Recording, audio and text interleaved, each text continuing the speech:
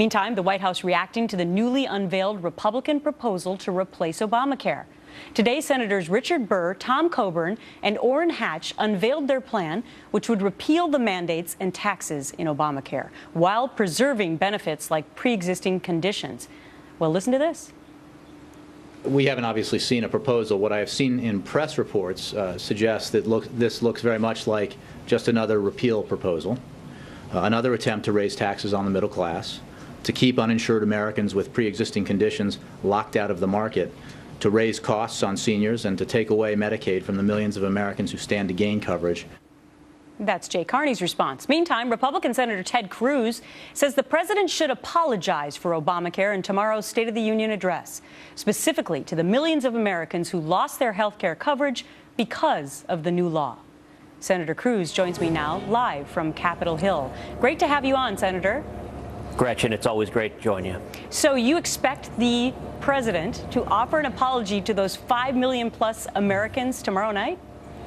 Well, I don't know that I expect it, but it's what he should do. If he was giving an honest and candid State of the Union address, there are over 5 million people across this country who are hurting. Every time I go back to Texas, I see men and women who come up to me and then they put their hand on my shoulder and they say, Ted, I've lost my health insurance. They'll say things like, you know, I've got a child with diabetes. I'm scared. Over 5 million people trusted President Obama when he said, if you like your health insurance plan, you can keep it. If you like your doctor, you can keep your doctor.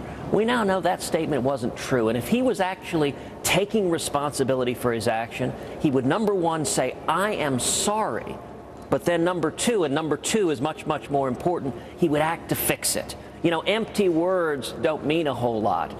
You know, Gretchen, at home, I've got 2 little girls, a 5-year-old and 3-year-old, and one of my daughters punches the other. If they just say, I'm sorry, and they keep hitting the kid, it doesn't mean a whole lot. For President Obama's apology to mean something, he's got to stop hitting the American people, stop taking away their health care, stop driving up their premiums, stop making it worse. Well, what do you make of the news that we just reported right before we came to you, which was the 3 senators that want to offer up their plan to Obamacare? Well, I think the White House's reaction was typical, which is they dismissed it without reading it. And they're providing no solutions. To the 5 million plus people who've lost their health insurance, they have no answers. To all of the young people whose health insurance premiums are skyrocketing, they have no answers. To all of the millions who've lost their jobs or are forced into part-time work, they have no answers. They don't intend to do anything to fix it. You know what's stunning, Gretchen? If you compare the number of people who have gotten insurance under Obamacare, and according to McKinsey and Company, it's only about 11% were uninsured, about 330,000 people. Correct. That compares to 5 million who've lost their insurance. Do you know it would have been cheaper, Gretchen, to write a check to each of those 330,000 people for $1 million each? That would have cost about 1/6 as much as Obamacare, and it wouldn't have screwed up everybody else's health care. Many other people are talking about Benghazi, specifically because former Secretary of State Hillary Clinton this morning, addressing auto dealers in New Orleans, said once again that that Benghazi was her greatest regret, although she didn't go on to say anything more than that. What do you say to Hillary Clinton today, and what do you want the president to say about Benghazi in the State of the Union tomorrow night? Well, you know, Gretchen, it's interesting. The pattern with Hillary and the pattern with President Obama is virtually the same.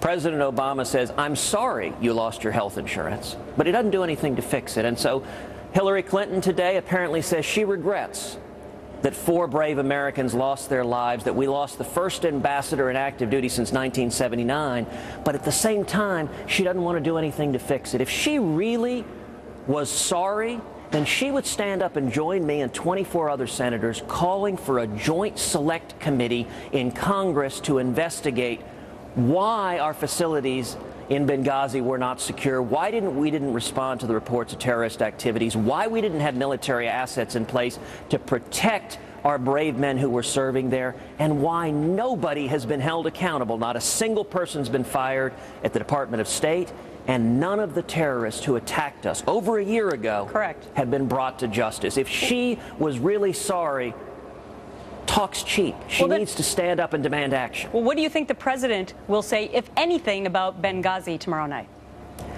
Well, you and I both remember a little over a year ago in the debate President Obama had with Mitt Romney, where when Benghazi came up and President Obama got all emotional and he said, nobody cares more than I do about Benghazi.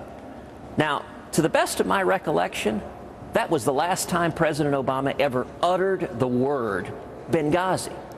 If he was telling the truth, and I'm going to give him the benefit of the doubt, I'm going to assume when he looked in the TV camera and said nobody cares more than he does about what happens in Benghazi, I'm going to assume he was telling the truth. But if he was telling the truth, then I would expect tomorrow, after more than a year has passed with nobody being brought to justice, that he would call for some accountability now, that he would join with me and 24 other senators calling for a joint select committee to get answers. We will see, Senator, if in fact he says the word Benghazi tomorrow. We'll all be watching. Senator Ted Cruz, thanks so much for your time today.